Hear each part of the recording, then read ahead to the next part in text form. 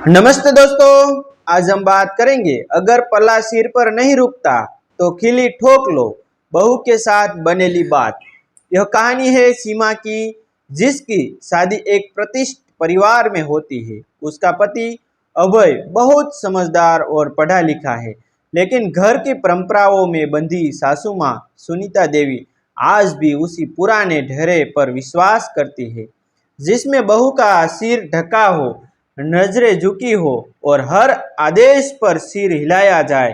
शादी के पहले दिन से ही सीमा को कई निर्देश मिलने लगे। सीमा पल्ला सर पर रखो, सीमा खाना हमेशा सास ससुर से पहले बनाओ, सीमा किसी से उसी आवाज़ में बात मत करो। सीमा ने अपनी तरफ से पूरी कोशिश की कि वह इस नए माहौल में खुद को ढाल ले, पर उसका आत्मसम्मान बार बार आहत होने लगा।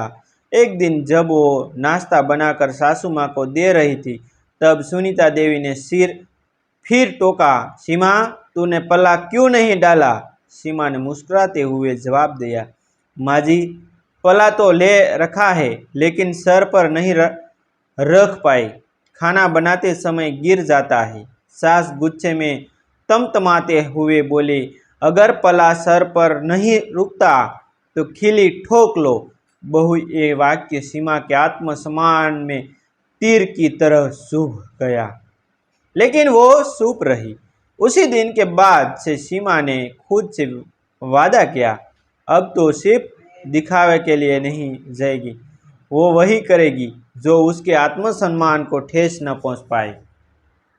धीरे धीरे वह घर में बात फैलने लगी कि नई बहू बहुत अकड़ी हुई है, किसी की सुनती नहीं, बहस करती है। परंतु सीमा ने एक सीमा से आगे कभी जवाब नहीं दिया। वो हमेशा मर्यादा में रहकर अपनी बात रखती।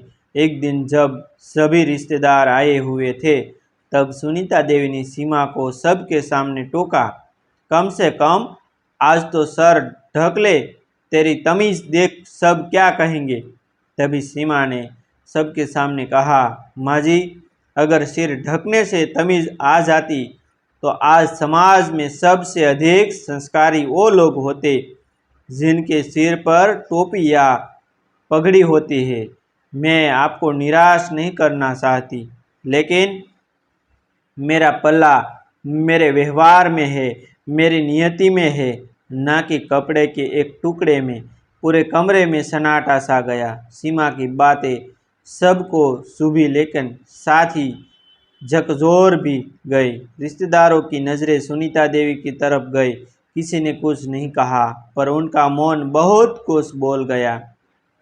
सीमा की जेठानी कविता ने पहली बार उसको साथ दिया और बोली, माँ जी सीमा ने गलत कुछ नहीं कहा, सीमा ने गलत कुछ नहीं कहा। आजकल की लड़कियां शिक्षित है, समझदार है, वो कोई परंपरा नहीं तोड़ रही, बस सवाल पूछ रही है, और सवाल पूछना गुनाह नहीं होता। सीमा ने अपनी जेठानी की ओर कृतज्ञता से देखा।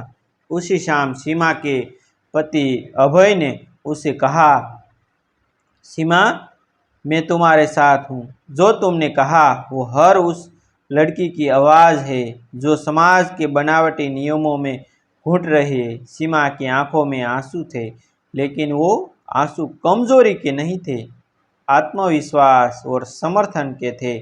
रात को जब सुनीता देवी अपने कमरे में थी, तो उन्होंने अपने पति से कहा, क्या मैं गलत थी? क्या मैंने अपने असूल थोपे? उनके पति ने शांति से जवाब दिया, परंपरा और दबाव में फर्क होता है, और जब फर्क नजर न आए तो नई पीढ़ी को समझने की जरूरत होती है। सीमा गलत नहीं है, वो सिर्फ अलग है। यह शुरुआत थी उस बदलाव की जिसने न सिर्फ एक घर को बदला, बल्कि एक सोच को भी। सीमा अब घर में अपने कार्यों को पूरी ईमानदारी से करती थी, लेकिन अब उसने हर बात पर चुप रहना बंद कर दिया था। अगर कोई उस पर अनुचित टिप्पणी करता तो वह शालीन लेकिन सटीक शब्दों में जवाब देती। एक दिन घर में एक बुजुर्ग रिश्तेदार आए। उन्होंने जैसे ही सीमा को देखा बोले, अरे बेटा, बहू बनकर आई है और सर नहीं ढकती। हमारे ज़माने में तो लड़कियां घूंघट के बिना पानी भी नहीं पीती थी। सीमा ने सिर झुकाकर नम्र स्वर में कहा, दादाजी, आपके समय में पानी कुएं से लाया जाता था, अब मोटर और नल आ गए हैं। बदलाव बुरा नहीं होता, ज़रूरत के अनुसार बदलाव जरूरी होता है। बुजुर्ग कुछ नहीं बोले, लेकिन उनका चेहरा बता रहा था कि उन्होंने सीमा की बात को गंभीरता से लिया। इस बीच सीमा की ननंद रानी भी मायके आई थी। वह दिल्ली में पढ़ी लिखी खुले विचारों वाली थी।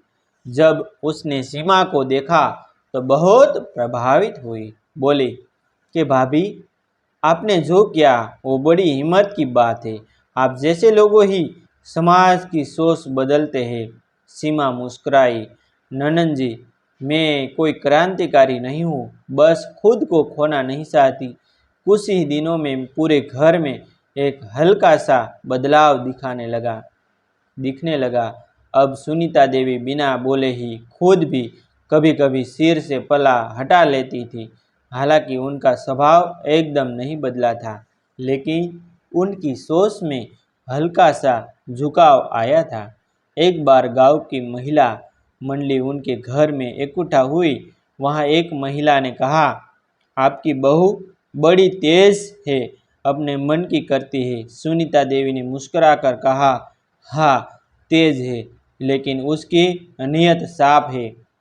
आजकल की लड़कियों को समझदार होना चाहिए। वो सिर झुकाकर नहीं, समझदारी से घर चलाए तो ज़्यादा अच्छा है।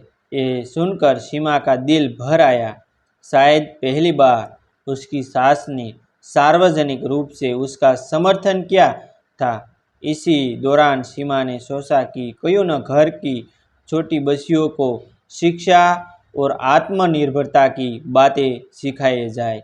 उसने मोहल्ले की कुछ लड़कियों को इकट्ठा कर पढ़ाना शुरू कर दिया। इस पहल को अभय ने भी खुलकर समर्थन दिया था। अब सीमा केवल घर की बहू नहीं थी, वह समाज की भी एक शिक्षक बन चुकी थी। उसकी सोच का असर अब पूरे मोहल्ले पर होने लगा था। एक दिन जब सीमा पढ़ा रही थी, तभी एक महिला अपने बच्चे को लेकर आई और बोली कि बहू जी, मेरा बेटा भी आपके पास पढ़ सकता है क्या? सीमा मुस्कुराई और कहा, बिल्कुल सासी जी, शिक्षा का कोई धर्म नहीं होता, ना ही लिंग। अब सीमा के घर का आंगन ज्ञान और आत्मविश्वास का उड़ान बन चुका था। उधर सास सुनीता देवी, जो कभी पल्ले के लिए जिद करती थी, अब बहू के विचारों की वाह वाह कर रही थी। हालांकि वो अब भी पुराने समय की बातें करती थी, लेकिन अब उनके लहजे में हठ की बजाय समझदारी थी। एक बार उन्होंने अपनी सहेली से कहा, हमने तो बहू को बहुत समझाया था, लेकिन उसने हमें इंसान समझना सिखा दिया। धीरे धीरे पूरे गांव में सीमा की तारीफ होने लगी। कई घरों में अब लड़कियों को अपने मन की बात कहने की हिम्मत मिलने लगी। कुछ और बहुओं ने भी अपने घरों में सवाल पूछने शुरू किया, क्यों माँ जी, सिर पर पल्ला जरूरी है या मन में इज्जत? इन सवालों से समाज सीधा नहीं बल्कि सोचने लगा। दोस्तों, अगर आपको ये कहानी अच्छी लगी हो तो लाइक और चैनल को सब्सक्राइब ज़रूर करें। और ऐसी नई नई कहानी सुनने के लिए और देखने के लिए हमारे चैनल, फिर से बोल रहा हूँ कि सब्सक्राइब कर लीजिए। Thank you. मिलते हैं एक न्यू वीडियो के साथ।